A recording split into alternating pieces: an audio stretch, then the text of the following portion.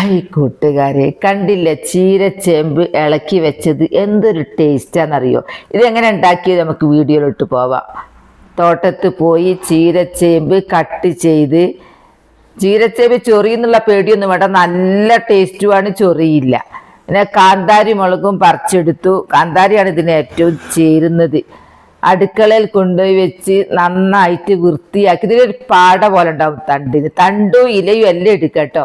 ഇത് കഴുകി അരിഞ്ഞ് മൺപാത്രത്തിൽ അടുപ്പത്ത് വെച്ചു, മഞ്ഞളിട്ടു, വെള്ളം ഒഴിച്ചു, വെള്ളം കുറച്ച് ഒഴിക്കണം, ഉപ്പിട്ടു, കാന്താരി മുളക് ചതക്കി, വേഗം വേവും, അധികം താമസമൊന്നും വേണ്ട, നന്നായിട്ട് ഇളക്കി യോജിപ്പിക്കുക, പെട്ടെന്ന് വീഴും. അങ്ങനെ വെന്ത് കഴിഞ്ഞിട്ട് നമ്മൾ വെളുത്തുള്ളിയിലാണ് വറവിടുക, അതാണ് ഏറ്റവും ടേസ്റ്റ്. വെളുത്തുള്ളിയിൽ വറവിട്ട് ഇളക്കി നമ്മളൊന്ന് ചോറിലൊന്ന് കഴിച്ചു നോക്കി, എന്തൊരു ടേസ്റ്റാണെന്നറിയോ? ഇഷ്ടമായാൽ എൻ്റെ ചീരച്ചേമ്പ് ഇളക്കി വെച്ചതിന് ലൈക്ക് കൊടുക്കുമോ?